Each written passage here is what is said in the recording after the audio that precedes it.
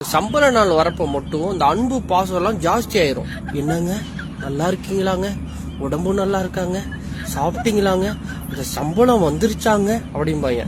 இதே மத்த நாள்ல பாத்தீங்கன்னா சொல்லுங்க என்ன பண்றீங்க, இந்த பிக் பாஸ் பாத்துக்கிட்டு இருக்கேன், அப்புறம் அடிக்கிறேன், புள்ள அழுதுகிட்டு இருக்கீங்க, போன வைங்க, கிச்சன்ல சமைச்சுக்கிட்டு இருக்கேன், இருங்க வெளில போயிருக்கேன், வந்து அடிக்க மாட்டேனா உங்களுக்கு அப்படிம்பாங்க. இதே மாதிரி பேரண்ட்ஸ் பாத்தீங்கன்னா நார்மலா பேசுவாங்க.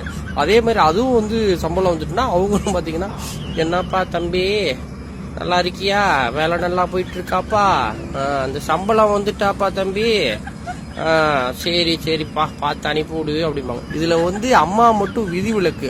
ஆனா இப்போ ஒரு சில அம்மாக்களும் அது மாதிரி கொஞ்சம் மாறிட்டு இருக்காங்க.